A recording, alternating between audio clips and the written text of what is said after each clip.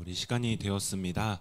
모두 자리를 정돈하시고 우리 마음 정돈하셔서 우리가 주님 앞에 우리 마음과 생각을 다한 예배로 나아가기 원합니다.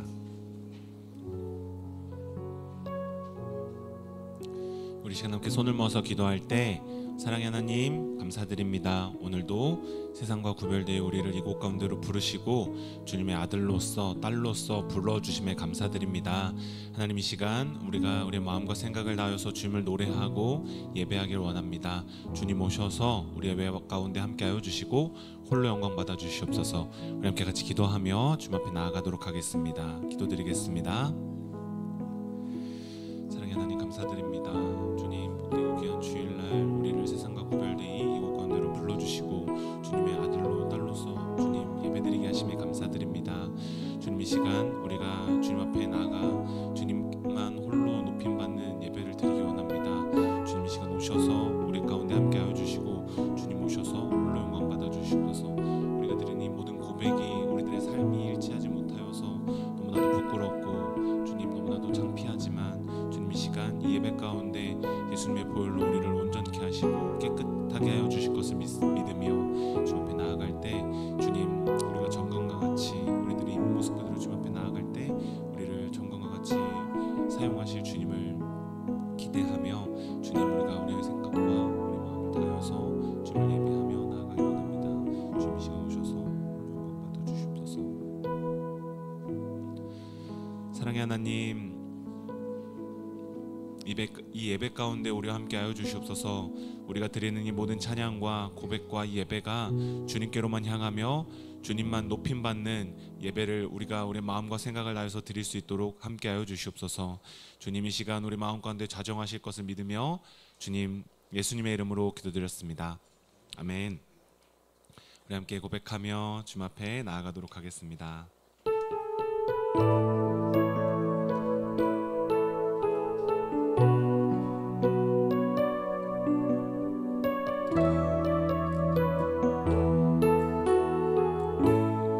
나의 안에 거하라, 나의 안에 거하라.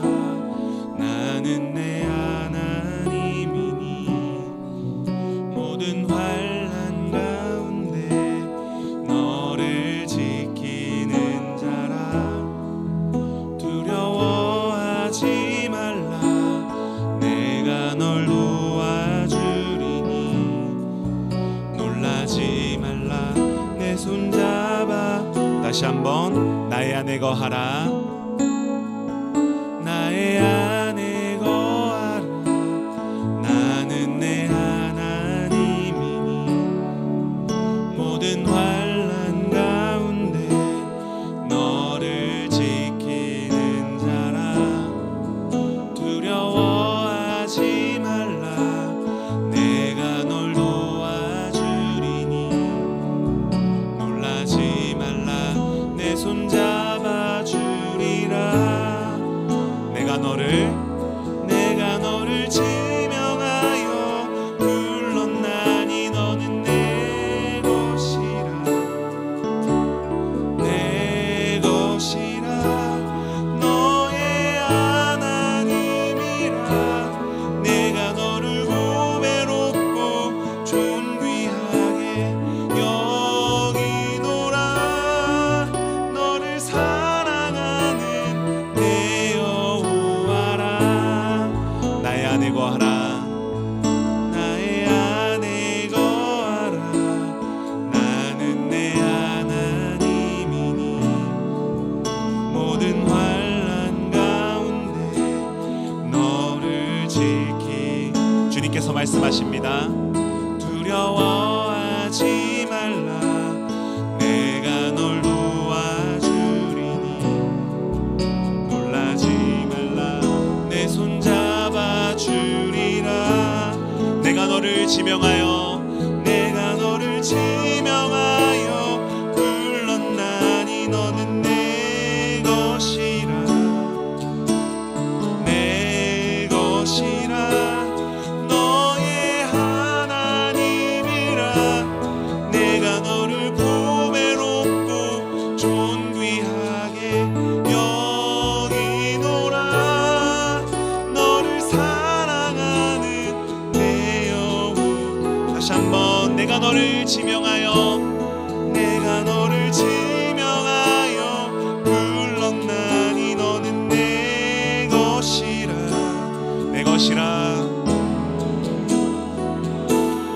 너의 하나님이라 내가 너를 보배롭고 존귀하게 여기노라 너를 사랑하는 내 여호와라.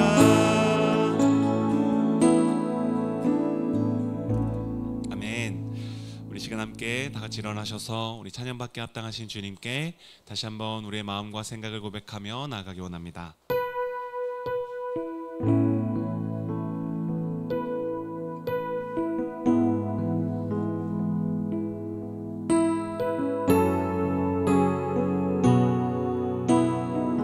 완전하신 나의 주,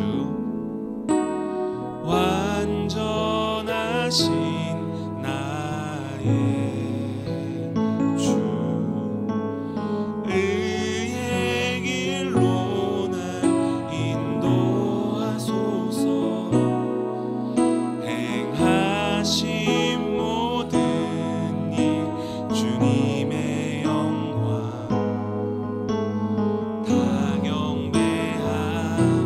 다시 한번 완전하신 나의 주 하나님, 완전하신 나의 주, 의의 길로 날 인도하소서. 행하신 모든 일 주님의 영광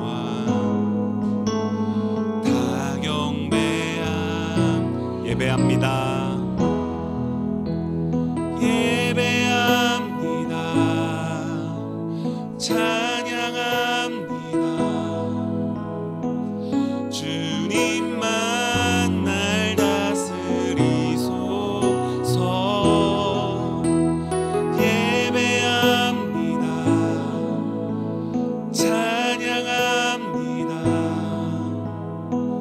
주님 다시 한번 완전하신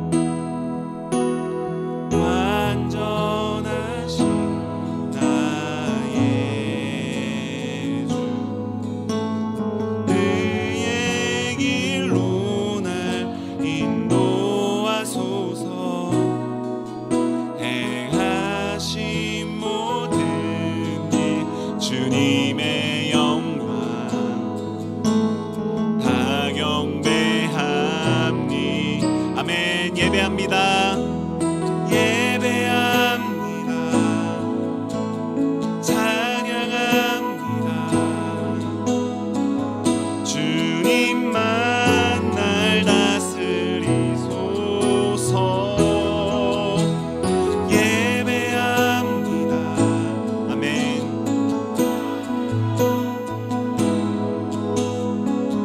주님 홀로 높임 받으 예배합니다. 찬양합니다. 예배합니다. 찬양합니다. 주님만 날 다스리소서. 예배합니다. 찬양합니다. 주님 홀로 높임. 우리 다시 한번 예배합니다. 예배합니다. 찬양합니다. 날 다스리소서. 예배합니다. 찬양합니다. 주님 홀로 높임 받으소.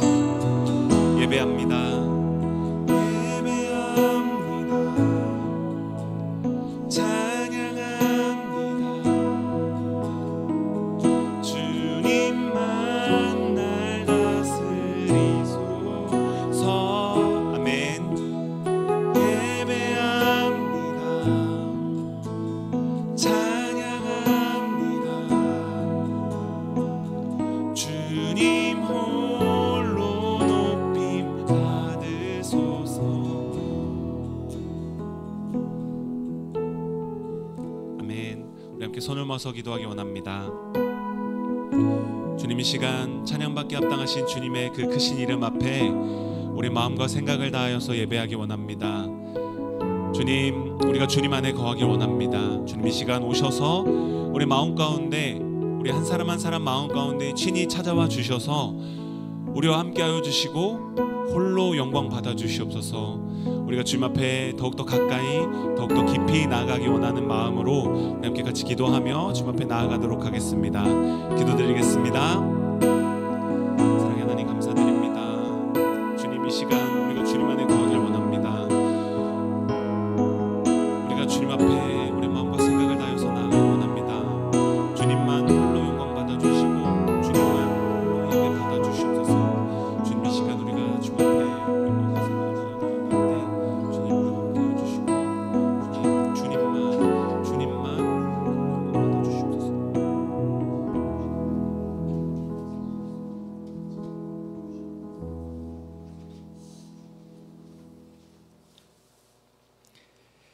우리 다 같이 성가대 송영에 맞춰서 묵상 기도 드리심으로 하나님을 예배하도록 하겠습니다.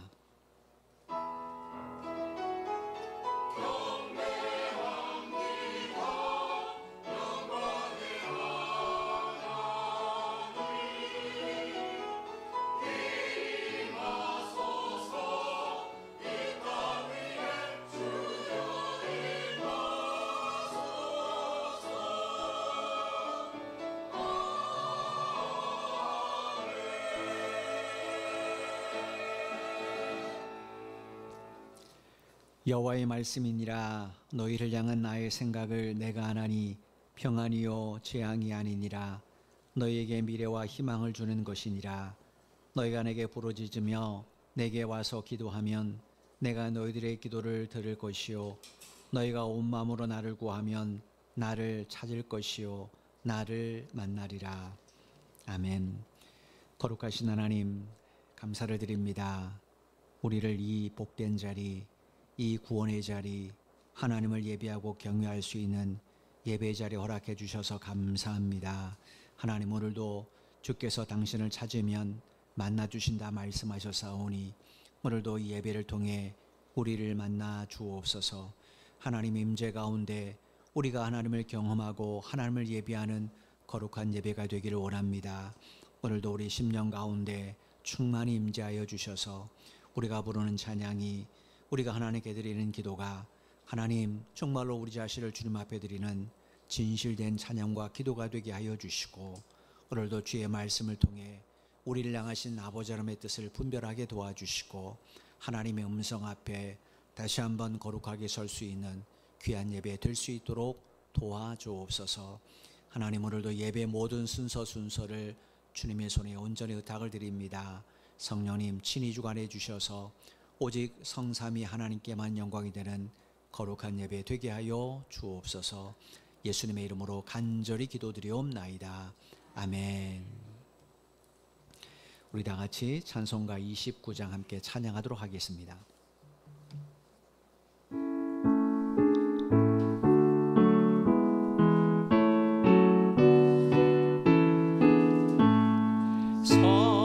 할렐루야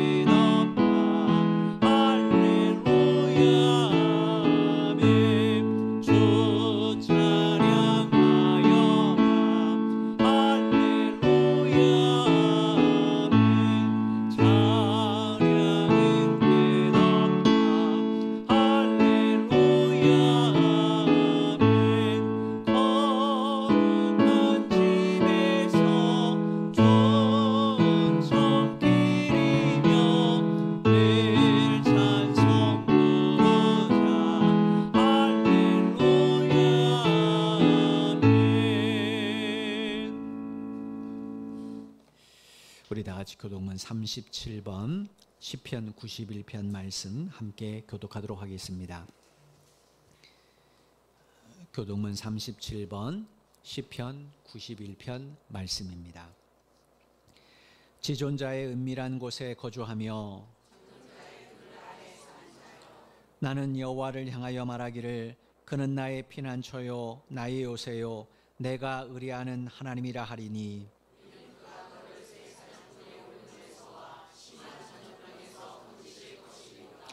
그가 너를 그의 깃으로 덮으시리니 내가 그의 날개 아래에 피하리로다. 천명이 내 왼쪽에서 만명이 내 오른쪽에서 엎드러지나 그가 너를 위하여 그의 천사들을 명령하사 하나님이 이르시되 그가 나를 사랑한즉 내가 그를 건지리라. 그가 내 이름을 안즉 내가 그를 높이리라. 아멘. 우리 다 같이 사도신경을 내용으로 우리 신할 하나님 앞에 정중하게 고백하도록 하겠습니다. 나는 전능하신 아버지 하나님 천지의 창조주를 믿습니다. 나는 그의 유일하신 아들 우리 주 예수 그리스도를 믿습니다. 그는 성령으로 잉태되어 동정녀 마리아에게서 나시고 본디오 빌라도에게 고난을 받아 십자가에 못 박혀 죽으시고 장사된 지 사흘 만에 죽은 자 가운데서 다시 살아나셨으며 하늘에 오르시어 전능하신 아버지 하나님 우편에 앉아 계시다가 거기로부터 살아있는 자와 죽은 자를 심판하러 오십니다. 나는 성령을 믿으며 거룩한 공교회와 성도의 교제와 죄를 용서받는 것과 몸의 부활과 영생을 믿습니다. 아멘. 다 같이 자리에 앉으셔서 찬송가 570장 함께 찬양하도록 하겠습니다.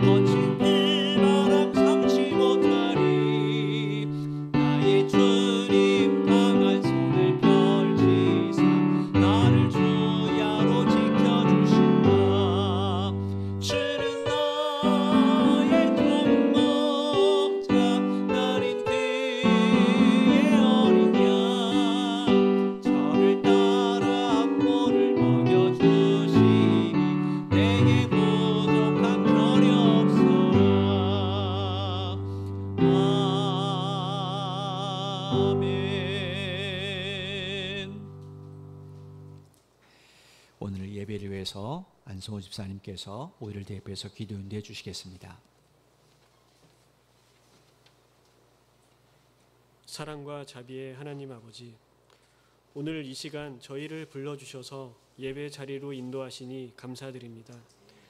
성경에 기록된 것처럼 주께서는 고통 속에서 부르짖는 이스라엘의 소리를 들으시고 아브라함과 이삭과 야곱과 맺으신 언약을 기억하셨습니다. 그 백성을 돌보시고 건져내셨던 주님께서 오늘도 저희의 기도와 눈물을 잊지 않으시고 친히 응답하실 줄 믿습니다. 가장 높은 보좌에 앉아 계시면서도 가장 낮고 연약한 자를 굽어 살피시는 하나님의 크신 사랑을 찬양합니다. 언제나 저희를 붙드시는 자비의 아버지를 경배합니다.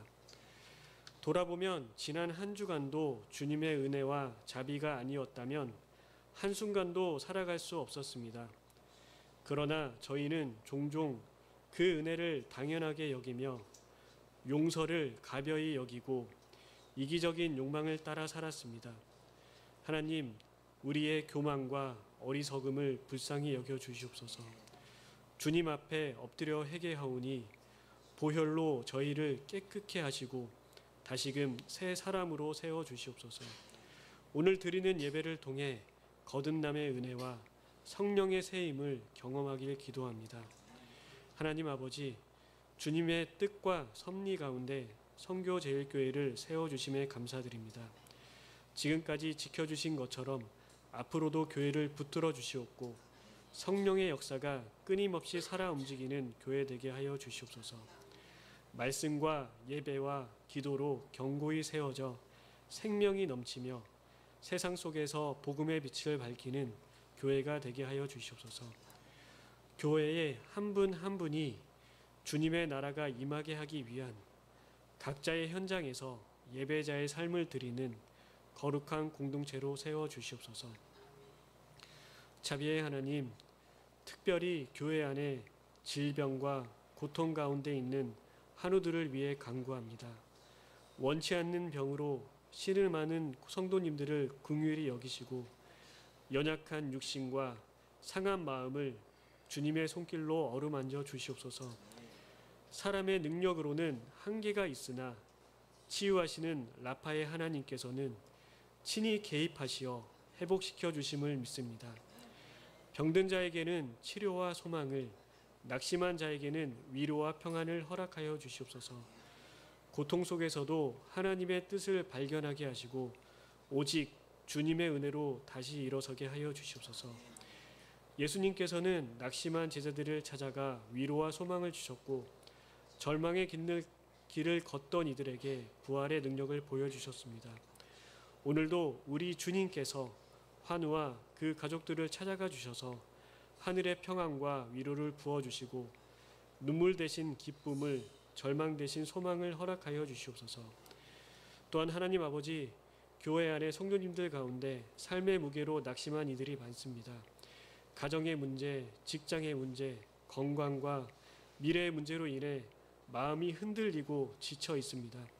그러나 주님, 내가 반드시 너에게 복주고 너를 번성하게 하리라 하신 약속의 말씀을 붙들게 하시고 무너진 심령이 다시 믿음으로 세워지게 하여 주시옵소서. 넘어져도 주님의 손을 의지하여 다시 일어나게 하여 주시옵소서. 오늘 이 시간 말씀을 통해 우리에게 세임 주실 하나님을 찬양합니다. 말씀이 들려질 때 우리의 교만이 무너지고 진실한 회개와 간절한 기도가 터져 나오게 하여 주시옵소서. 말씀을 전하신 백창원 목사님께 성령의 충만함을 부어주셔서 그 입술을 통해 선포되는 말씀이 살아있는 능력으로 임하게 하여 주시옵소서. 듣는 모든 성도님의 마음에 말씀이 깊이 심겨져 우리의 삶이 변화되고 주님의 뜻을 따라 살아가는 거룩한 백성이 되게 하여 주시옵소서. 이 모든 기도 죽음을 이기시고 우리의 소망 되신 예수 그리스도의 이름으로 기도드립니다.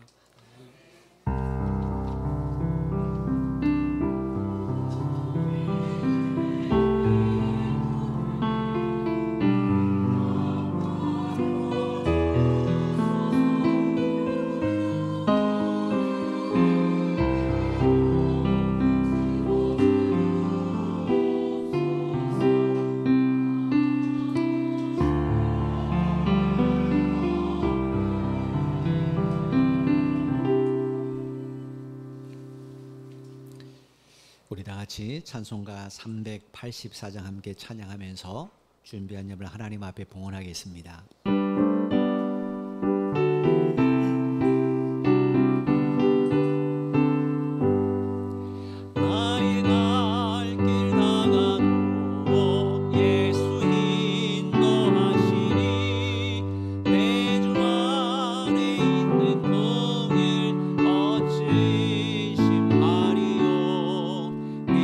믿음을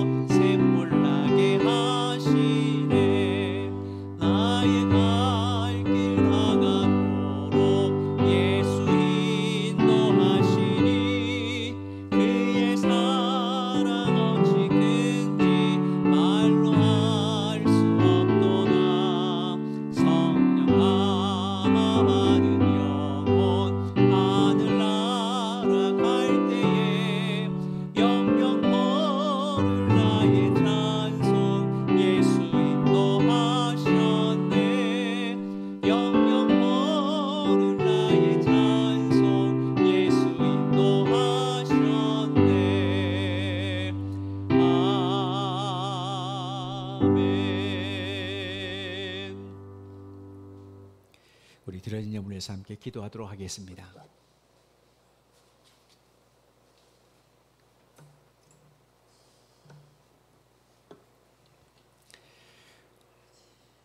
사랑하는 하나님, 감사를 드립니다. 한 주간에도 우리로 하여금 믿음이 잃지 않게 도와주시고 또 하나님의 허락하신 삶의 현장에서 우리가 주어진 일을 잘 감당할 수 있도록 우리에게 필요한 것들을 허락해 주신 하나님, 감사를 드립니다. 우리의 먹고 마심, 우리의 일하는 모든 것들이 하나님의 은혜임을 우리로 알게 하시고 고백하게 하신 하나님, 이 시간 사랑하는 성도들이 그 하나님의 은혜를 기억하며 오늘도 하나님이 베풀어 주시는 은혜 가운데 일부분을 구별하여 정성껏 귀한 예물로 하나님 앞에 봉헌합니다. 하나님, 늘 우리 마음의 중심을 기뻐 받으신 아버지 하나님, 이 물질 안에 담겨있는 사랑하는 성도들의 진실된 믿음의 고백을 기쁘게 흠양하여 주옵소서. 오늘도 여러 가지 기도 제목을 가지고 주님 앞에 예물을 드립니다.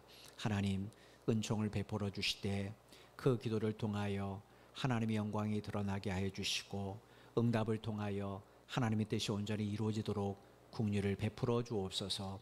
우리의 도움은 오직 하늘에 계신 하나님으로부터입니다.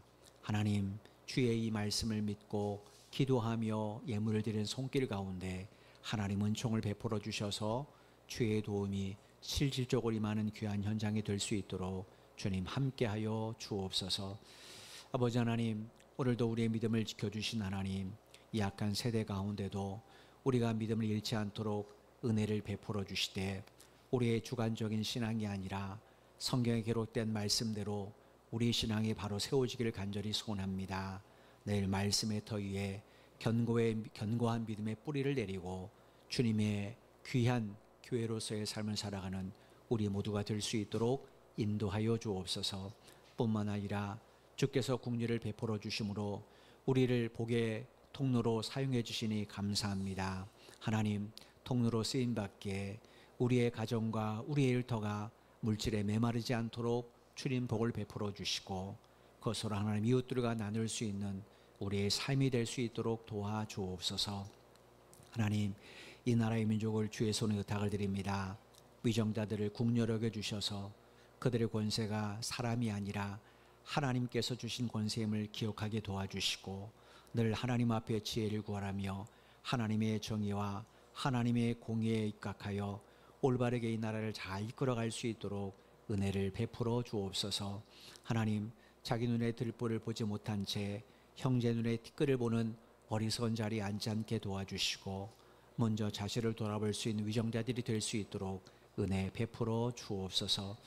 주님, 전세 곁에서 복음 전하는 수많은 성사들이 있습니다.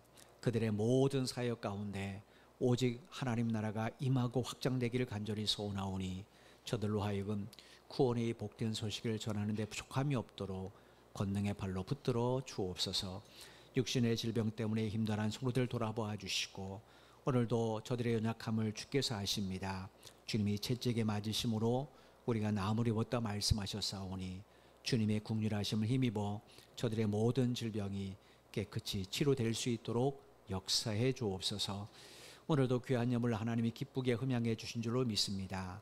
사용되는 곳곳마다 아버지 하나님의 영광이 온전히 드러나게 하여 주시고 저희 교회도 주님께서 맡기신 물질을 바르게 사용할 수 있도록 지혜와 능력을 허락해 주옵소서. 모든 영광을 주님 앞에 올려드려오며 예수님의 이름으로 간절히 기도드리옵나이다. 아멘.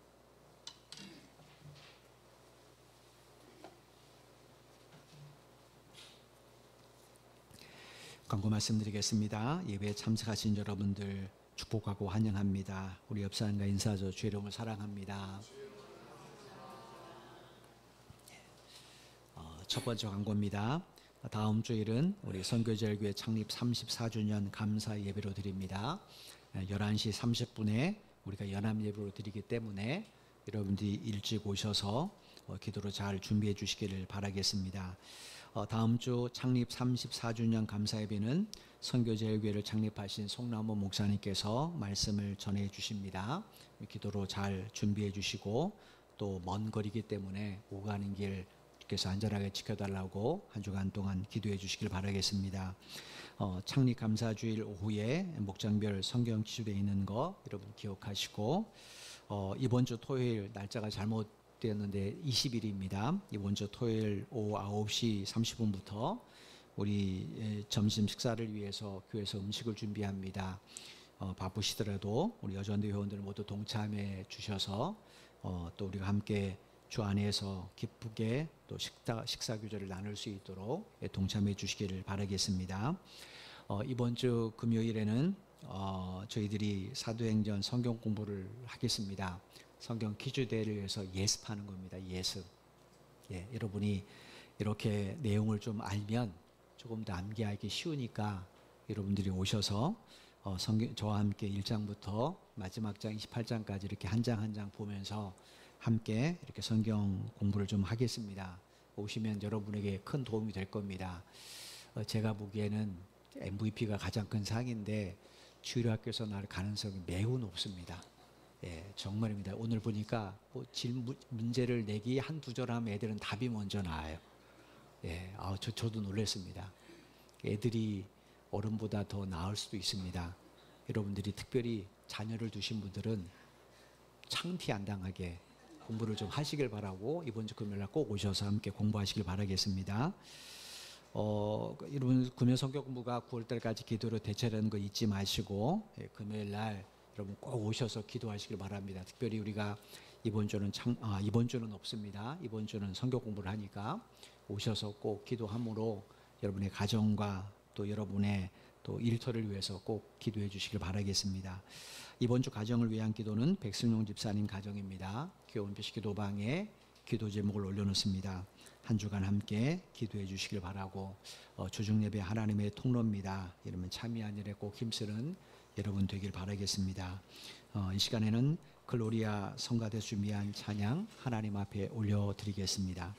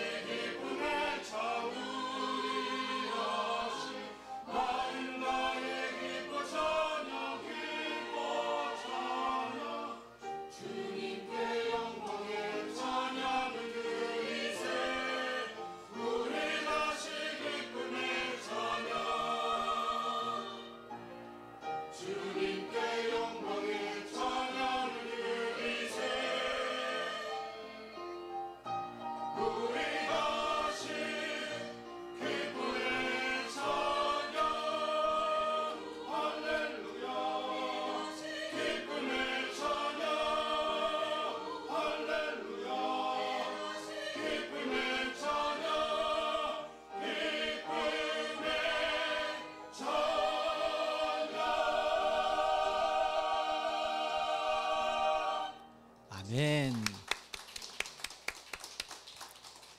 감사드립니다. 이제 하나님 말씀 함께 보도록 하겠습니다. 오늘 우리에게 주시는 말씀 신약성경 에베소서 3장 7절로 9절까지 말씀 보겠습니다. 신약성경 312페이지입니다.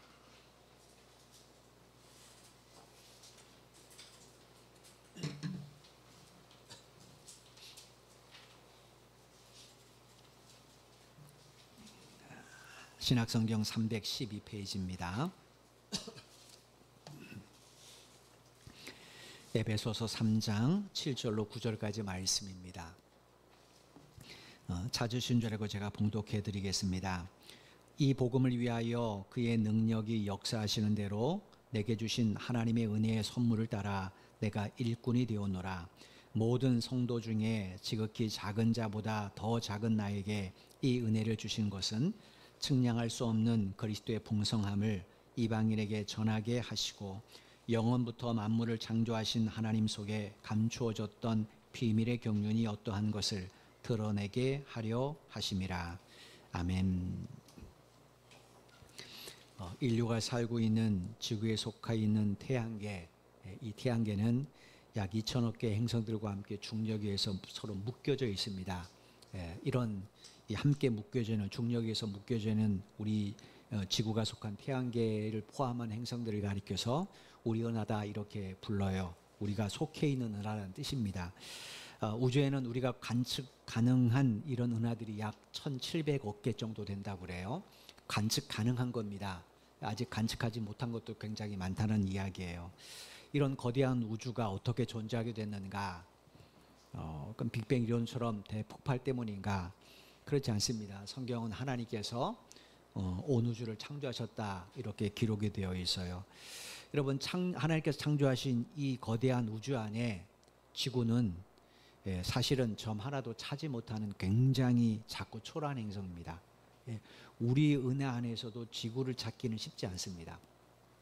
그런데 이런 은하가 1,700억 개가 존재합니다. 관측하는 것만. 그런 걸 다 펼쳐놓고 지구가 과연 보일까요? 지구는요, 점 하나 위치도 차지하지 못합니다. 그런데 그 지구 속에 인간을 생각해 보십시오. 온 우주와 비교하면 사실은 인간은 굉장히 하찮은 존재입니다. 그런데 이해할 수 없는 것은 이 온 우주 속에서 하나님은 그런 인간들을 매우 특별한 존재로 생각하신다라는 거예요. 이유가 뭘까? 인간 안에 뭔 특별한 것이 있어서 그런가? 그렇지 않습니다. 성경에 따르면 하나님이 왜 인간을 그렇게 특별한 존재로 생각하는가? 그건 당신과의 관계 때문에 그렇습니다. 여러분 아시는 것처럼 하나님이 사람을 창조하실 때 뭘 기준으로 창조하셨습니까? 당신의 형상에, 그죠? 당신의 형상을 따라 창조하셨다라고 창세기 1장 27절에 분명히 기록되어 있습니다. 그런데 창세기 5장에 보면 아담이 아들 셋을 낳습니다. 근데 그 내용이 이렇게 성경에 기록이 되어 있어요. 창세기 5장 3절입니다. 아담은 130세에 자기의 모양 곧 자기의 형상과 같은 아들을 낳아 이름을 셋이라 하였고, 아담이 아들을 낳았는데 어떤 아들이에요? 자기 형상과 같은 것은 닮았다라는 거예요. 자기 형상을 닮은 아들을 낳았다라는 거예요. 근데 여러분 여기 창세기 5장 3절에 우리말로 형상이란 이 단어는 창세기 1장 27절에서 하나님이 자기 형상을 따라할 때 그 형상하고 똑같은 단어입니다. 그러면 이 두 구절을 한번 연결해 보시면 하나님이 사람을 창조하실 때 어떤 존재처럼 생각하셨는지를 알 수가 있어요. 그건 어떤 존재처럼 생각하셨는가? 당신의 아들과 같은 존재로 생각하셨다라는 거예요. 그래서 당신이 창조하신 동물들을 이름을 누가 결정하게 했습니까? 아담으로 하여금. 그리고 당신이 창조한 모든 것을 누구에게 맡기셨어요? 사람에게. 생각해 보십시오. 그냥 일꾼이라면 이렇게 하지 않죠. 앞으로 물려받을 거니까 그렇게 주는 거겠죠. 그래서 성경이 구원받은 우리를 상속자라고 표현하는 겁니다. 그러니까 하나님은 처음부터 사람과 어떤 관계를 맺기 위해서 사람을 창조하셨는가? 단순히 구경하기 위한 피조물이 아닙니다. 마치 아들과 같은 관계를 맺고 싶으신 거예요. 그만큼 친밀한 교제를 나누고 싶으셨던 거죠. 여러분, 그래서 하나님께서 우리를 구원하기 위해서 무슨 일을 하셨습니까? 당신의 유일하신 아들이신 예수님을 십자가의 희생제물로 내어주신 거예요. 이유가 뭔가? 하나님의 아들로서 우리 영적 지혜를 회복시켜 주시기 위해서입니다. 그래서 신약성경 요한복음 1장 12절에 보면 예수님께서 무슨 얘기를 하셨는가? 영접하는 자, 그러니까 당신을 하나님의 아들 그리스도로 영접하는 자, 그들에게는 하나님이 어떤 권세를 주셨다고요? 하나님의 자녀가 되는 권세를 주시는 거예요. 그러니까 왜 예수 믿는 사람들에게 하나님께서 하나님의 자녀가 되는 권세를 주셨는가? 그건 잃어버렸던 영적 지혜를 회복시키기 위함입니다. 여러분, 부활하신 예수님께서 왜 바울을 당신의 사도로 부르셨는가? 목적이 뭐냐면 이 복음을 사람들에게 전하게 하기 위해서. 사람들은 자기가 누군지를 몰라요. 왜냐? 하나님이 누군지 모르니까. 부모가 누군지 모르면 그 자식은 자기가 누군지 모르게 되어 있습니다. 자기를 창조하신 하나님이 누군지를 알아야 하나님 나를 왜 창조하셨지? 나는 누구지? 어떤 존재지? 여기엔 답을 얻을 텐데 하나님을 모르니까 자기를 알지 못한 채 살아가요. 그들에게 주님께서 바울을 통해 복음을 전하게 하시는 거예요. 하나님이 너희들을 창조하셨고 하나님이 예수님을 통해 너희들을 구원하셔서 하나님의 자녀의 권세를 회복시켜 주신다는 거예요. 여러분, 이 사실을 바울이 오늘 보면 7절에 이렇게 이야기합니다. 7절입니다.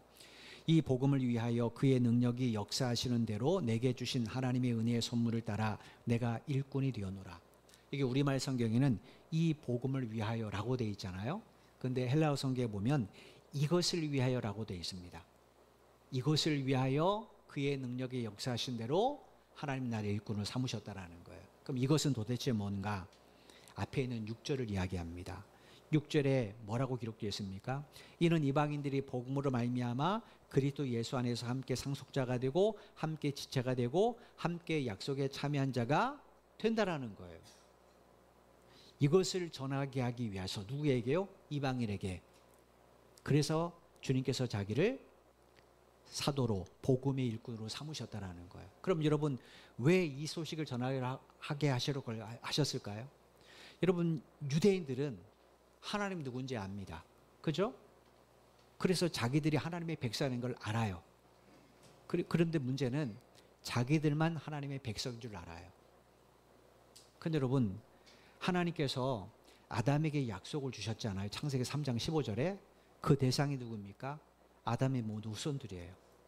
그러면 유대인들만 아담의 후손입니까? 아니죠. 이방인도 아담의 후손입니다. 그런데 이방인은 그걸 몰라요. 그래서 하나님께서 이 사도 바울을 통하여 너희들도 구원의 대상이고 아담의 후손이다 라는 사실을 전하기 위해서 일꾼을 택하셨다라는 거예요. 창세기 12장에서 하나님이 아브라함을 부르시죠. 그리고 나서 내가 너를 복되게 하겠다고 말씀하시면서 너를 통하여 열방이 복을 받는다고 말씀하셨어요. 너희 후손만이 아닙니다. 그죠? 그때 아브라함은 어떻습니까? 아브라함 아직 자녀가 없었습니다. 그럼 하나님이 말씀하신 열방은 누구예요? 앞으로 태어날 그의 후손이 아니죠. 모든 사람들을 말합니다.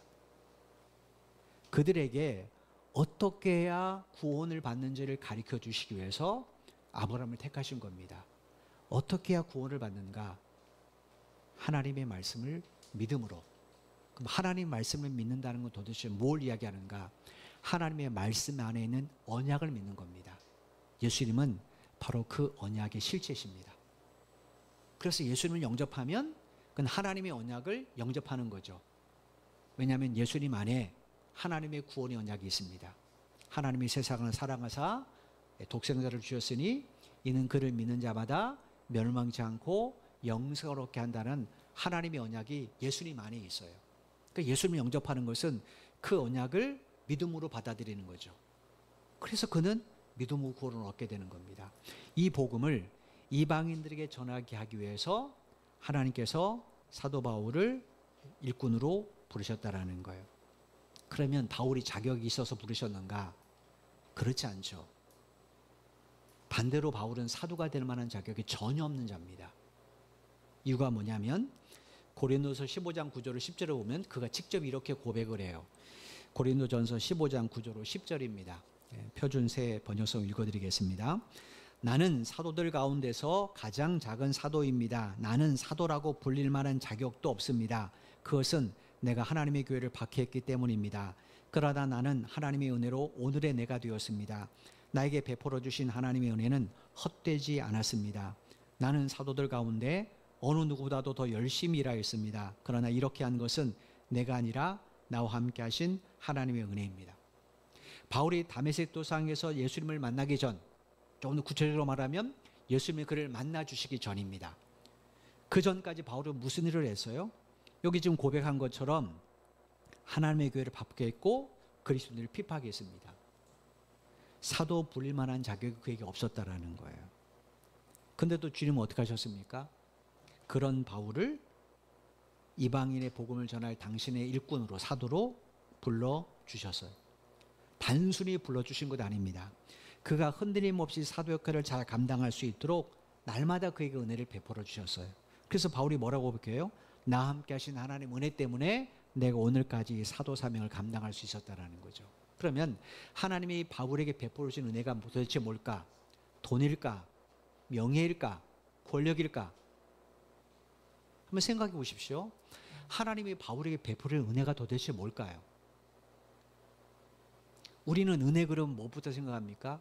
돈이나 명예나 권력이나 내가 원하는 성공의 자리나 남에게 자랑할 만한 것들이나 이걸 찾잖아요. 근데 바울 일생에 보면 그런 게 하나가 없잖아요. 근데도 그는 뭐라고 말해요? 나와 함께 하신 하나님 은혜 때문에 내가 이 사역을 감당했다라는 거예요. 그러면 바울에게 베풀어 주시는, 하나님께서 베풀어 주는 은혜가 도대체 뭘까? 그건 바로 그에게 동역자를 붙여주신 겁니다. 1차 전도여행 때 하나님 누구 보내주셨어요? 성경책에 나오는 겁니다. 1차 전도여행 때 바울에게 하나님 누구 붙여주셨어요? 바나바와 마가를 붙여주셨죠. 2차 전도여행 때는요, 실라와 디모데와 누가를 붙여주셨습니다. 그죠? 실라는 2차 전도여행 때 함께 했고, 그 다음에 디모데는 이고니온에서 만났고, 그 다음에 드로아에서는 누가를 만났고. 여러분, 하나님은 늘 그에게 동행자를 붙여주셨어요. 그 다음에 홀로 고린도에 왔을 때, 그때는 하나님은 어떻게 하셨어요? 이미 바울을 위하여 아굴라 브리스길라 부부를 거기 두셨죠. 그래서 바울이 고린도에서 아굴라를 제일 먼저 만나잖아요. 아굴라를 만났다는 것은 그 부부를 만났다는 이야기입니다. 아굴라가 남편이기 때문에 그래요. 여러분, 바울은 이 모든 것을 하나님이 보이지 않는 은혜의 손길로 생각했습니다. 왜냐? 그들이 아니었다면 바울이 이 일을 감당 못해. 만약에 아무 동역 없이 바울이 혈혈을 안 실은 혼자 사역을 했다. 그럼 끝까지 사역 감당 못합니다. 왜냐? 사람에게는 한계가 있습니다. 한계가 있어요. 혼자 그 모든 고난을 버티면서 이겨낼 수가 없습니다. 바울이 편지 써서 다 이 동역자들이 있었기 때문에 고린도에도 에베소에도 고린도에도 다 보낼 수 있는 거였잖아요. 그죠? 자기가 못 갔을 때 대신 가서 그 다음에 자기 대신 목회도 하도록, 이 동역자 없었으면 어떻게 일을 합니까?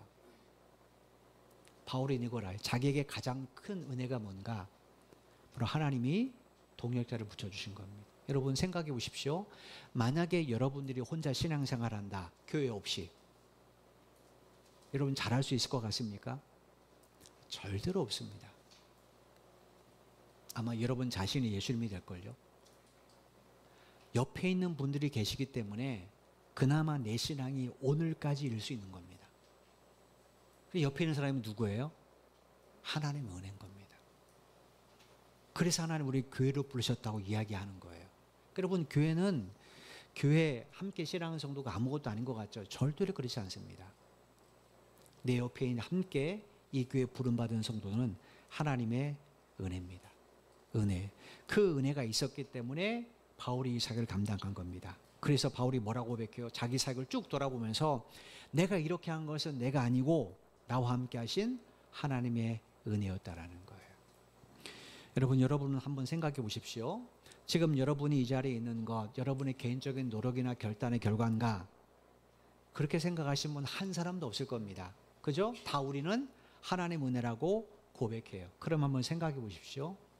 그렇다면 우리가 하나님이 나에게 왜 이런 은혜를 베풀어 줬는지를 한 번쯤은 좀 생각해 봐야 되지 않겠습니까? 왜 하나님이 나 같은 사람에게 이 은혜를 베풀어 주셨지? 왜 나를 이 교회로 불러주셨지? 왜 나에게 이런 직분을 주셨지? 한 번쯤은 좀 생각해 봐야 되지 않을까요? 왜냐? 그걸 알아야 내가 어떻게 신앙생활을 할지 올바른 방향을 결정하죠. 그죠? 이 질문에 대한 답을 얻지 못하시면요, 여러분들은 올바른 신앙생활하기가 굉장히 힘듭니다.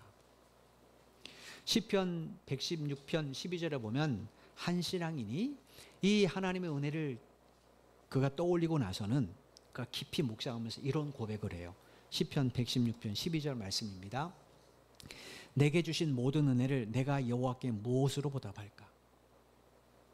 이 사람이 왜 이런 고백했겠습니까? 자기가 가만히 묵상해 보니까 하나님이 자기에게 베풀어 주신 은혜가 너무 큰 거예요. 더군다나 자기는 유대인으로 태어났잖아요. 어릴 때부터 하나님을 알게 됐잖아요. 너무 큰 겁니다. 하나님 나에게 왜 이런 일을 베풀어 주셨지? 여러분, 내가 여호와께 무엇으로 보답할게, 이거는 내가 어떻게 해야 될까, 이게 아니라 왜에 대한 답입니다. 하나님 나에게 왜 이런 은혜를 베풀어 주셨지? 여기에 대한 답을 찾아야 하나님 은혜에 보답할 수 있죠. 하나님은요, 우리가 그냥 대충 한다고 해서 그거 다 받아들이신 분 아니잖아요.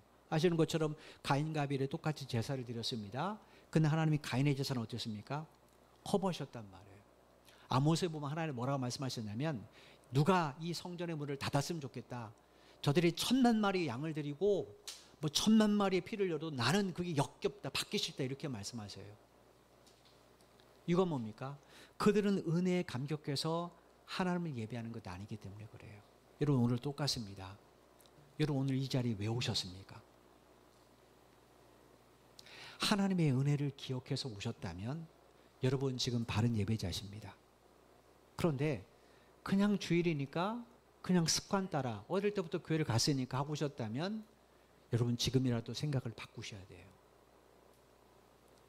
하나님이 받기 원하시는 것은 우리가 예배드리는 종교 행위가 아닙니다. 우리의 마음 중심이에요, 중심. 그래서 이 시인은 이 고백을 한 다음에 다음 하나님 앞에 이렇게 결단을 해요. 시편 116편 13절입니다. 제가 표준 세 번씩 읽어드릴게요. 내가 구원의 자를 들고 주님의 이름을 부르겠습니다. 구원의 자를 높이 든다라는 거예요. 이 구원의 자를 든다는 게 도대체 무슨 이야기인가? 이 유대인들은요, 매년 6월절을 맞으면 가족들과 함께 6월절 날 6월절 만찬을 합니다. 하나님의 출애굽의 은혜를 가족들끼리 되새기면서 만찬을 해요. 그때 꼭 빠져서는 안 되는 것이 있습니다. 그게면 포도주 잔이에요. 여기에 포도주를 담아서 함께 가족들과 마십니다. 여러분, 복음서에도 보면 예수님께서 마지막 만찬 자리에서 마가다락방에서 제자들과 함께 떡과 포도주를 나누시죠. 그죠? 여러분, 이 포도주, 6월절 마시는 이 포도주가 상징하는 게 뭡니까? 6월절 어린 양의 피입니다. 이 어린 양의 피 때문에 이스라엘 백성들은 그날 죽음의 재앙이 내렸는데 어떻게 됐어요? 생명을 얻었어요. 그리고 출애굽하게 됐습니다. 그러므로 이 포도주에 담겨 있는 이 피는 그들이 출애굽의 은혜를 누리게 하는 하나님의 은총입니다. 그죠? 자기들의 힘으로 출애굽한 것 아니에요. 하나님이 베풀어 준 이 어린 양의 피 때문에 자기들이 구원을 받았단 말이에요. 그러므로 내가 구원의 잔을 높이 들겠습니다. 이건 무슨 말입니까? 이제부터는 이 은혜를 베풀어 주신 하나님을 내가 평생 예배하며 섬기겠다라는 거예요. 왜 이런 고백을 했을까요? 왜에 대한 답을 찾은 겁니다. 하나님 나에게 왜 이런 은혜를 왜 베풀어 줬겠습니까? 예배자의 삶을 살라고. 삶이 예배가 되는 삶을 살라고. 그래서 이 시인이 이런 고백을 한 겁니다. 여러분, 정말로 하나님이 기뻐 받으신 예배를 드릴 수 있는 사람은 어떤 사람인가? 그건 하나님이 베풀어 주신 구원의 은총을 정말로 깨닫게 된 사람입니다. 그 사람만이 영과 진리를 따라 하나님을 예배해요. 여러분, 주중 예배 아무나 드릴 수 있는 것 아닙니다. 새벽을 깨우며 수요일 날 그 피곤한 몸을 이끌고 금요일 날 피곤한 몸을 이끌고 쉽지 않습니다. 정말로 구원의 감격이 있는 사람만이 할 수 있는 행위예요. 우리가 지난 7월 달에 전교인 수련회를 했습니다. 그때 개회 예배 때 제가 설교를 하면서 우리에게 무엇이 회복돼야 된다고 말씀드렸죠? 구원의 기쁨이죠. 구원의 기쁨. 그죠?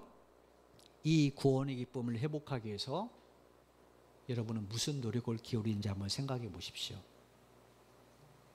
노력 없이 얻어지는 건 이 세상에 하나도 없습니다.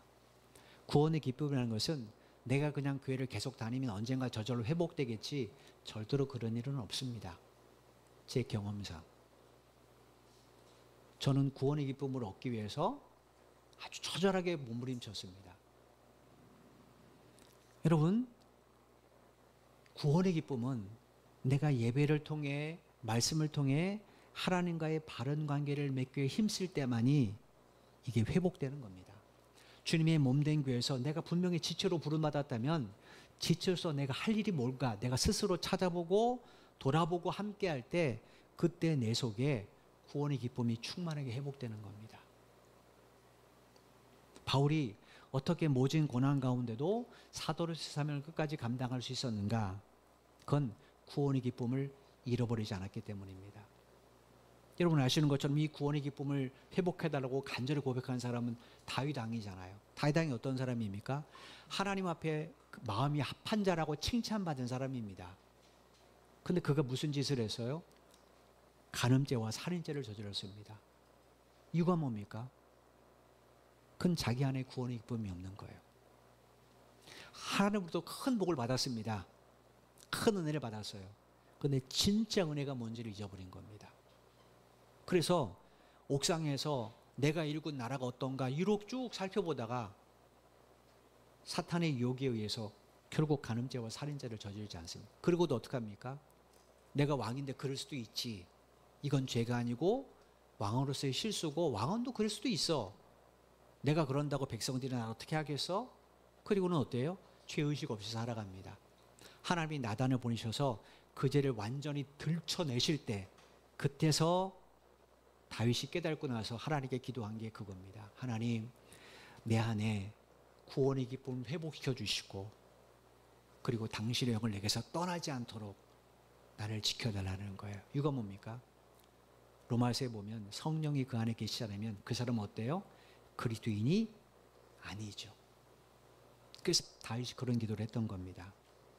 여러분, 2장 1절에서 바울이 예수님 믿기 전에 우리의 상태를 뭐라고 이야기했습니까? 허물과 죄로 죽었던 상태였다라고 말해요. 그죠? 허물과 죄로 인해서 하나님의 무서운 심판이 예정됐고 영원한 죽음이 예정된 상태였다라는 거예요. 근데 그런 우리가 이렇게 하나님을 예배하고 영원한 생명을 누리는 구원의 자리에 앉게 됐어요. 어떻게 앉게 되는가? 여러분 모두 잘 아시잖아요. 하나님께서 예수님의 십자가를 통해 우리의 죄의 문제를 해결해 주셨어요. 그리고 우리로 하여금 그 예수님을 믿을 수 있도록 믿음을 더 베풀어 주셨습니다. 그래서 우리가 죄로부터 하나님의 심판으로부터 영원한 죽음으로부터 구원을 얻게 된 거죠. 그러면 하나님이 이걸 왜 베풀어 줬냐는 거예요. 내게 그만한 자격이 있는가? 이거 아닌 거 여러분 다 아시잖아요. 하나님이 일방적으로 베풀어 주셨습니다. 근데 여러분, 일방적으로 베풀어 주셨다고 해서 이걸 값싸게 생각하시면 안 됩니다. 왜냐하면 하나님은 온 우주의 유일한 당신의 아들 예수님을 내 죄의 대가로 십자가에 내어주신 겁니다. 하나님께서 하실 수 있는 최대 헌신을 하시는 거예요. 그래서 우리가 구원받았습니다. 그러니까 여러분, 우리가 잊지 말아야 될 걸, 내게 베풀어진 이 구원의 얼마나 큰지, 얼마나 위대한지 이거를 절대로 잃어버리면 안 됩니다. 이것만 기억하면요, 지금 내 형편에 경제적 어려움이 있든 건강에 문제가 있든 사람의 관계에 문제가 있든 이것 때문에 우리가 믿음을 버리지는 않을 겁니다. 그것과 상관없이 우리는 범사에 감사하게 될 거예요. 왜냐? 그 이 세상 어떤 것으로도 가질 수 없는 그 구원의 은혜를 하나님 우리에게 베풀어 주셨기 때문에 그렇습니다. 바울은 이걸 늘 기억했습니다. 그래서 이방인에게 복음을 전할 때 기쁨으로 이 사명을 감당했던 겁니다. 8절을 보십시오. 모든 성도 중에 지극히 작은 자보다 더 작은 나에게 이 은혜를 주신 것은 측량할 수 없는 그리스도의 풍성함을 이방인에게 전하게 하시고, 우리말 성경에는 모든 성도로 시작하지만 헬라 성경에는 나에게라는 나로 시작합니다. 나에게 이 은혜를 주셨다라는 거예요. 근데 어떤 나입니까? 모든 성도 중에 지극히 작은 나입니다. 바울이 왜 이렇게 표현했을까요? 그건 예수 믿게 자신이 어떤 상태였습니까? 교회를 대적하고 그 다음에 성도들을 핍박하고 하나님의 복음을 대적했던 사람이었기 때문에. 그죠? 근데 어느 날 주님께서 자기를 찾아오셨습니다. 그리고 이방인의 사도로 자기를 부르셨어요. 하나님이 심판으로 죽어 마땅한 자신인데 하나님이 당신의 일꾼으로 불러주신 겁니다. 여러분, 이걸 어떻게 측정할 수 있겠습니까? 그죠? 그래서 바울이 측량할 수 없는 그리스도의 풍성함이라고 말한 겁니다. 저나 여러분이 구원받은 이 은혜는요, 우리가 문자적으로는 기록할 수 있을지 모르겠지만 그 깊이는 우리는 측량할 수가 없습니다. 주님께서 바울을 왜 이방인의 사도로 부르셨는가? 이 바울에게 베푸신 구원의 은혜를 그를 통해 이방인에게 드러나게 하시기 위해서. 9절 말씀을 보십시오. 영원부터 만물을 창조하신 하나님 속에 감춰졌던 비밀의 경륜이 어떠한 것을 드러내게 하려 하심이라. 여기 우리말로 드러내게라는 이 헬라어 단어가 포티조라는 단어입니다. 뜻이 뭐냐면 빛을 비추다라는 거예요. 여러분, 깜깜한 동굴을 생각해 보십시오. 그 안에 칠흑같이 빛이 하나도 없는 동굴에 가면 옆에 뭐가 있는지 모릅니다. 그죠? 옆에 오물이 있는지 아니면 뭐 책상이 있는지 아니면 무서운 뭐 이런 이 맹독류 뭐 파충류가 있는지 아무것도 모릅니다. 또 내 옆에 강도가 있는지 선한 사람인지 모릅니다. 그런데 거기에 한 줄기 빛이 쫙 비춰지면 어떻게 됩니까? 그 빛 때문에 주위에 뭐가 있는지를 분별하게 됩니다. 그러면 그때서는 어떻습니까? 내가 이걸 만져야 되는지 만져야 되지 않은지 올바른 판단력이 서게 됩니다. 그죠? 빛이 없을 때는 판단력을 세울 수가 없습니다. 그냥 더듬어서 직감으로만 행동하게 됩니다. 그런데 밝은 빛이 비춰주면 올바른 판단을 세우게 됩니다. 지금 이야기입니다.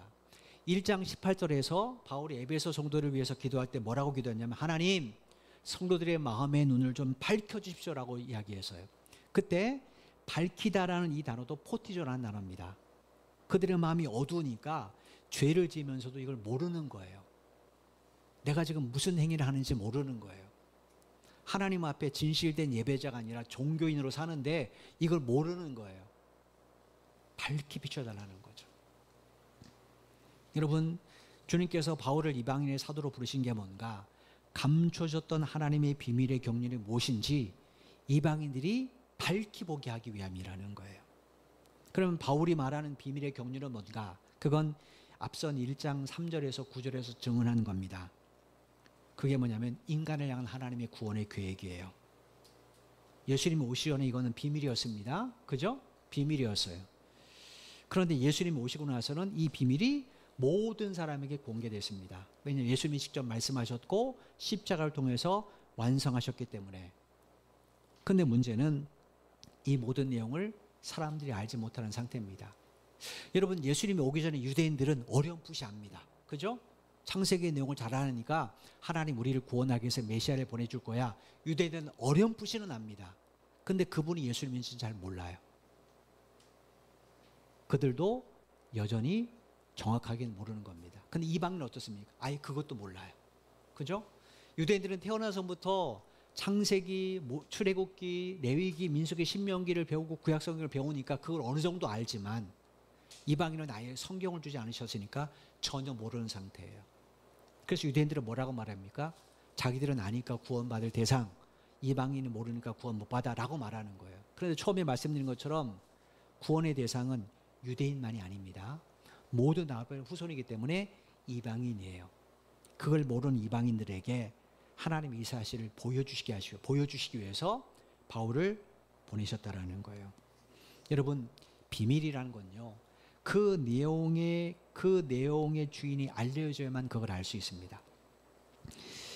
신약성경 마가복음 4장에 보면 예수님께서 천국 비유를 쭉 말씀하세요. 그때 씨 뿌린 자의 비유를 말씀하십니다. 이건 여러분 잘 아시는 거예요. 한 농부가 씨를 뿌리는데 어떤 씨는 길가에, 어떤 씨는 돌밭에, 어떤 씨는 가시떨기에, 어떤 씨는 좋은 땅이 부러졌는데 어느 땅에만 열매를 맺었죠? 좋은 땅. 그런데 예수님이 왜 이 비유를 말씀하시는지 아는 사람이 한 사람도 없었어요. 제자들도 전혀 몰랐습니다. 전혀 몰랐어요. 예수님은 천국은 이렇다고 비유로 말씀하시는데 도대체 이 비유가 왜 천국에 대한 비유인지 아무도 모르는 거예요. 제자들도 다 모릅니다. 그리고 사람들이 다 돌아가고 제자들만 남아요. 그때 제자들이 예수님께 말해요. 선생님, 우리의 비유로 지금 하신 이 말씀의 내용이 도대체 무슨 뜻입니까? 물어봐요. 왜 사람들이 다 가는데 물어봤을까요? 창피하잖아요. 그죠? 자기들은 그래도 제자인데 예수님이 하신 말 3년 동안 따라다니는데 예수님이 하신 말씀 못 알아들으면 창피하잖아요. 사람들이 자기들이 물을 거 아닙니까? 그러니까 몰래 물어보는 겁니다. 그랬더니 주님께서 그 비유를 쫙 설명해 주세요. 그랬더니 성경에 보니까 그때서야 비로소 제자들이 그 말씀을 이해했다라고 기록이 되어 있습니다. 2000년 전에 중동 땅에 예수라는 사람이 태어났습니다. 근데 그가 십자가에 못 박혀 죽었습니다. 그런데 그가 하나님이 부르신 그리스도라는 거예요. 그가 십자가에 못 박혀 죽은 죄는 나를 죄와 사망에서 구원해 주기 위해서 죽은 거라는 겁니다. 이 계획을 하나님은 창세전부터 세우셨다라는 거예요. 여러분, 이걸 우리가 어떻게 알게 된 겁니까? 이걸 우리가 어떻게 믿게 된 겁니까? 우리 개인적 노력인가요? 여러분이 열심히 성경 공부하셔서 그런가요? 아닙니다. 하나님 우리에게 누구를 보내주셨어요? 성령님을 보내주셨어요. 성령님이 하시는 역할은 예수에 관하여, 예수님이 가르치신 말씀에 관하여 밝게 깨닫게 하신다라는 거예요. 우리가 말하면 성령이 비춰주시는 겁니다. 예수님을 비춰주시는 거예요. 그때서 우리는 예수님이 누군지를 알게 되고 믿게 되는 겁니다. 그리고 그 빛에 의해서 내가 구원받은 자로서 어떻게 해야 되는지 올바른 사례 분별을 하게 되는 지혜를 갖게 되는 겁니다. 이게 성경이에요, 성경. 저나 여러분이 이 자리에 있게 된 것 우리의 노력 때문 아닙니다. 우리 안에 누가 계세요? 성령님이 계시기 때문에 그래요. 여러분, 바울이 열심히 복음을 전했습니다. 실질적으로 일하시는 분은 누군가? 성령님이에요. 저나 여러분이 열심히 교회를 다닌 것 같죠? 열심히 신앙생활한 것 같죠? 아닙니다.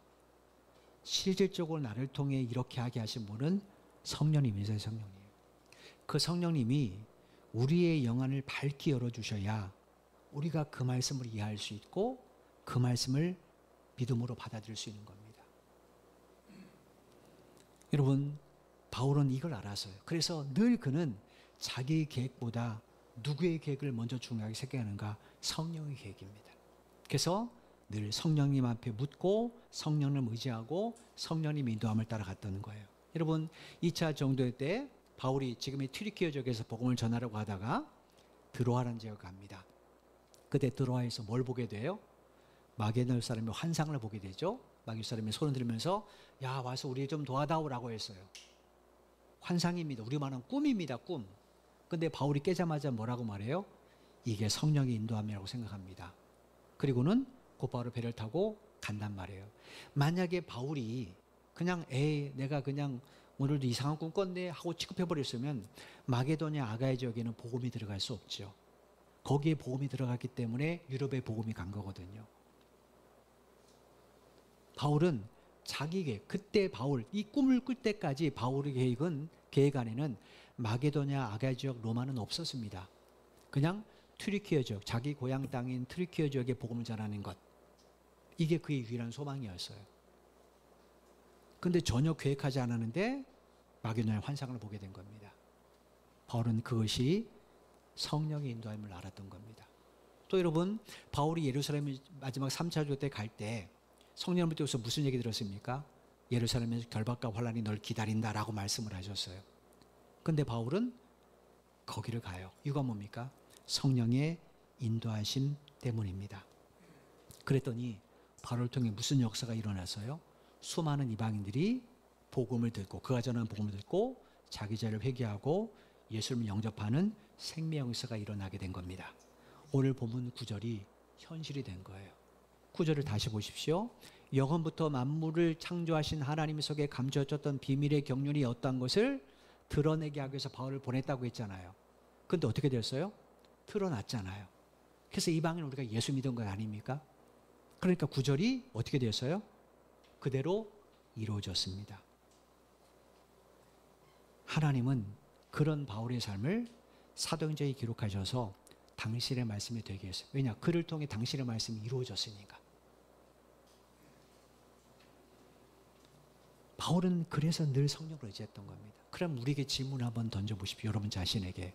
나는 지금 누구를 의지하고 살고 있는가? 친구인가? 성공한 사람인가? 나보다 훨씬 나은 삶을 사는 사람인가? 난 도대체 누구를 의지하고 살고 있는가? 우리는요, 성령을 의지하여 살아가야 됩니다. 성령을 의지한다는 게 뭐냐면 어떤 상황에서든지 내가 그분의 음성에 귀를 기울이고 그분의 인도함을 구하는 거예요. 하나님, 내가 이런 계획이 있습니다. 이게 주님의 뜻입니까? 하나님 알게 해주십시오. 내가 이거를 하려는 목적이 뭔지를 나로 깨닫게 없어서 내 배를 채우기 위함입니까? 다른 사람에게 내 능력을 과시함이라면 막아주시고 하나님의 영광을 위한 것이라면 도와주십시오. 이렇게 성령의 은혜를 구해야 된다는 거예요. 여러분 철로 역정을 쓴 존 번연 목사님 아실 겁니다. 그죠? 그리스도인이라면 이 철로 역정에 대한 이야기를 알죠. 이분이 1628년에 태어났습니다. 영국의 베스포드에 있는 엘스토라는 아주 작은 마을에서 태어났는데 이분의 부모님은 다 청교도인들입니다. 종교개혁을 일으키고 더 아주 자세하게 종교개혁을 해야 된다고 생각하는 청교도인들인데 그가 32살 때 청교도인들을 박해하는 영국의 상황 때문에 감옥에 체포가 돼요. 그리고 이제 12년 동안 감옥생활을 하게 됩니다. 이 당시 영국 국왕이 누구냐면 찰스 2세입니다.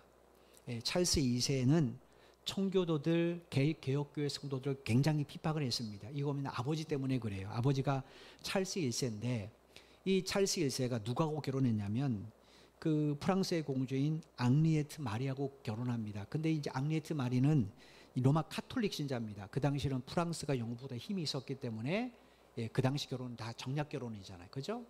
근데 이제 영국의 청교도인들은 카톨릭에서 지금 종교개혁을 일으켰는데 그러면 안 된다고 해서 이 결혼을 반대를 해요. 근데도 밀어붙입니다. 근데 청교도의 핵심 중에 대부분이 장로교입니다. 장로교. 그들이 의회에 있는 우리만 국회의원들 대부분이 장로교 출신인 청교도인들이었어요. 그러니까 그들이 반대가 심하니까 왕이 가만히 있겠습니까? 강제 해산 명령을 내리고 막 박해를 합니다. 그런데 결국 크롬웨일이라는 사람 때문에 이 사람이 그 군대를 동원해서 이 찰스 1세는 이제 붙잡혀서 죽음에 이르게 됩니다. 그러니까 아들로서는 그걸 다 봤으니까 누가 제일 믿겠습니까? 개신교 가운데 청교도인들. 그래서 그건 왕이 되자마자 뭘 했는가? 청교도하고 개신교에게 설교 금지령을 선포합니다. 그리고 이제 그 의회에 있는 장로교인들은 대부분 많이 잡혀가요. 설교하면 안 된다는 거예요. 교회 안에서든 교회 밖에서든. 그런데 이 존 번연 목사님은 내가 감옥에 갇혀도 나는 목사로 세움받았다고 설교를 하다 붙잡힌 겁니다. 불법 집회에 법을 어겼다고 해서 감옥에 갇히게 된 거예요. 그런 그에게 어느 날 간수장이 한 가지 혜택을 줍니다. 그게 뭐냐면 당신 너무 힘드니까 오늘 하루 내가 눈 감아줄 테니까 내가 몰래 감옥에 내보낼 테니까 가서 가족들을 만나고 그리고 그린 가족들을 만나고 다시 돌아오라. 이렇게 혜택을 줍니다. 이 간수장이 이렇게 한 이유가 뭐냐면 곁에서 가만히 봤더니 정말로 너무 경건해요. 너무 존경스러운 겁니다. 진짜 저 사람처럼 예수 믿어야 되는데. 그래서 자기가 어떻게 좀 도와줄까 이걸 고민하다가 얼마나 가족들이 만나고 싶을까. 그래서 제가 간수장이니까 그만한 권리가 있잖아요. 그래서 몰래 빼준 겁니다. 그래서 이제 존 번역 목사가 간수장의 배려로 감옥에서 몰래 나와요. 나오는데 그 중간에 다시 발걸음 돌려 감옥으로 돌아가 버려요. 가족들 안 만나고. 그러니 간수장이 얼마나 놀랐겠습니까? 그래서 물어봤습니다. 도대체 왜 그러십니까? 아무도 모릅니다. 그랬더니 존 번역이 하는 말이 이거였습니다. 당신은 허락했는데 하나님이 원치 않습니다. 그리고 돌아갔습니다. 몇 시간 후에 몇몇 사람이 감옥에 있는 존 번역을 찾아왔습니다. 이 사람이 누구냐면 찰스 2세 왕이 보낸 사람들이에요. 존 번역을 신문하기 위해서. 만약에 그때 존 번역이 없었다면 어떻게 됐을까요? 간수장과 함께 존 번역도 죽었겠죠. 근데 그가 성령의 인도함, 충분히 그 누릴 수 있을 만하잖아요. 그죠? 근데도 하나님, 내가 지금 가족들을 만나는 게 옳습니까? 감옥에 가는 것이 옳습니까? 라고 성령의 인도함을 구했고 감옥에 왔더니 자기도 살고 간수장도 살게 되는 은혜가 임하게 된 겁니다.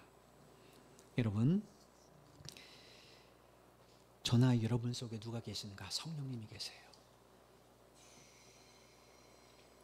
성경의 많은 위대한 성도들과 함께 했던 성령님이 계세요.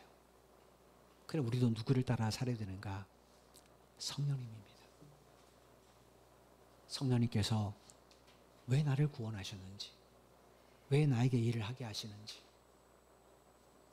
우리는 한번 고민해 볼 필요가 있겠죠.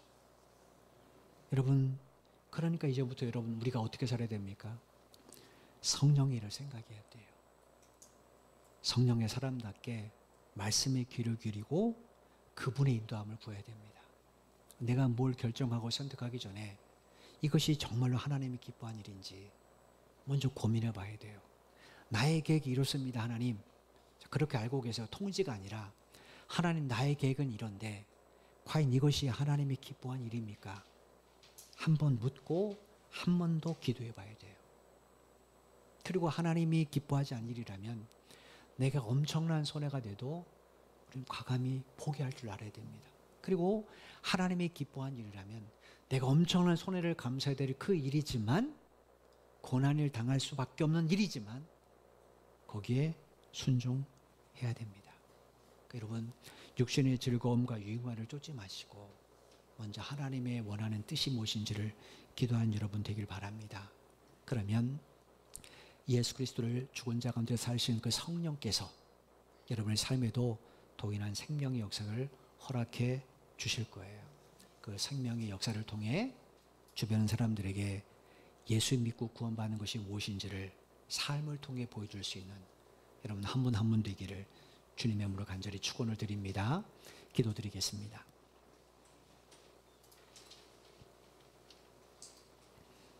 하나님, 참 감사합니다. 제 허물로 죽었던 우리가 무엇인데 하나님은 당신의 아들을 십자가에 내어주셔서 우리의 죄의 문제를 해결해 주시고 우리를 하나님의 자녀가 되는 권세의 자리에 앉혀주시니 감사합니다. 하나님, 온 우주를 통틀어 이것보다 더 큰 은혜는 없습니다. 그런데도 우리는 이 크신 은혜를 너무 가볍게 생각할 때가 참 많이 있습니다. 그래서 은혜에 대한 감사보다는 그저 우리 손에 쥐어지지 않는 것 때문에 불평하고 원망할 때가 얼마나 많이 있습니까? 구원만 생각하면 우리는 범사에 감사할 수 있습니다. 근데 눈에 보이는 것 쫓다 보면, 우리의 육신의 욕망을 쫓다 보면 우리는 감사보다는 출애굽하는 이스라엘 백성들처럼 환경 때문에 원망하고 사람 때문에 불평하게 됩니다. 하나님, 이것은 하나님이 우리를 부르신 목적이 아닙니다. 믿지 않은 사람들에게 하나님을 바르게 보여주고 증거하는 것이 하나님 우리를 부르신 목적임을 깨달아사오니 이제부터 우리 모든 성도들이 늘 성령을 인도함을 구할 수 있는 그런 삶을 살아가도록 은혜 베풀어 주옵소서. 우리가 무엇을 선택하기 전에, 무엇을 결정하기 전에, 무엇을 행동하기 전에 과연 이 계획이 하나님이 기뻐한 일인지, 이런 나의 모습이 하나님이 기뻐한 일인지 먼저 묻게 하여 주시고, 정말로 하나님 중심, 말씀 중심, 예배 중심, 교회 중심의 삶을 통하여 교회로 우리를 부르신 하나님, 우리를 지체 삼으신 하나님의 그 뜻 앞에 온전히 쓰임만 우리의 삶이 되도록 인도하여 주옵소서. 앞으로 성령께서 우리를 충만히 주장해 주시기를 간절히 소원합니다. 그래서 바울을 통해 주의 말씀이 이루어지고 생명 역사가 나타나는 것처럼 우리 모두를 통하여 하나님의 말씀이 이루어지고 생명 역사가 나타날 수 있도록 긍휼을 베풀어 주옵소서. 예수님의 이름으로 간절히 기도드리옵나이다. 아멘. 우리 다 같이 일어나셔서 찬송가 183장 1절과 마지막 절 찬양하고 축도 예배를 마치겠습니다. 빈들의 마른 불같이 시들은 나의 영혼 주님이 약속한 성령 간절히 기다리네. 가물음에 마른 땅에 단비를 내리시네. 성령의 단비를 부어 새 생명 주옵소서. 4절입니다. 참되신 사랑의 언약 어길 수 있사오냐.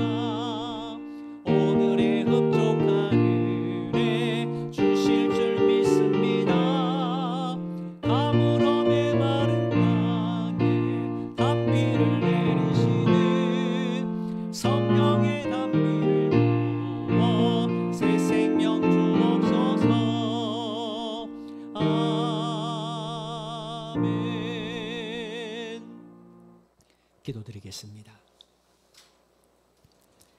이제는 교회의 머리가 되신 우리 주 예수 그리스도의 크신 은혜와 독생자 예수 그리스도를 십자가에 내어주시기까지 우리를 사랑하신 아버지 하나님의 만극하신 사랑하심과 우리 속에 내주하셔서 감화, 감동, 교통 충만케 하시는 성령의 역사하심이 그리스도 안에서 풍성한 하나님의 구원의 은총을 우리에게 베풀어 주시고 우리를 교회로 부르신 하나님의 뜻을 쫓기 위하며 날마다 성령의 인도함 따라 살길 원하는 사랑하는 모든 성도들의 발걸음 위에와 저들의 가정과 저들의 직장과 사업 위에 이 나라 이 민족과 우리 선교제일교회 위에 지금부터 영원토록 함께 하시기를 간절히 축원하옵나이다. 아멘.